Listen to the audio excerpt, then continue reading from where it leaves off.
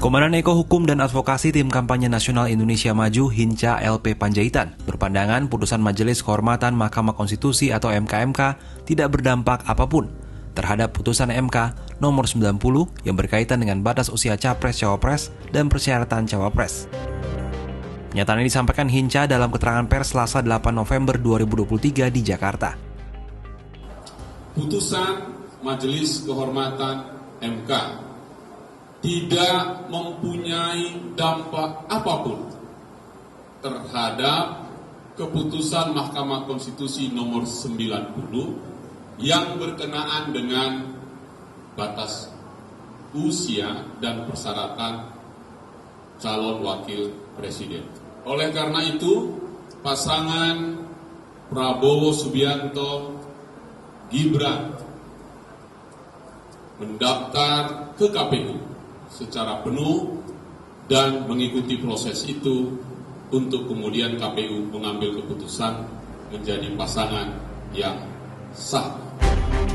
Sementara itu dalam keterangannya Selasa malam, Tim Pemenangan Nasional Ganjar Pranowo Mahfud MD menghormati dan mengapresiasi putusan MKMK yang menyatakan terbukti ada pelanggaran berat Hakim Konstitusi dan memberhentikan Anwar Usman dari jabatan Ketua MK. Sebab skandal etika Hakim MK telah memicu krisis demokrasi di Indonesia. MKMK memulihkan kembali martabat MK sebagai penjaga konstitusi.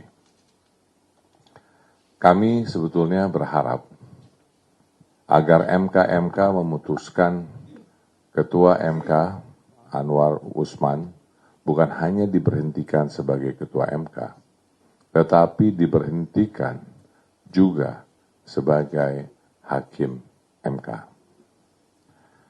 Namun, kami bersyukur bahwa Bapak Anwar Usman dalam kedudukannya sebagai Hakim MK tak diperbolehkan memeriksa perkara pemilu, pilpres dan pilkada, di mana di dalamnya ada potensi konflik kepentingan.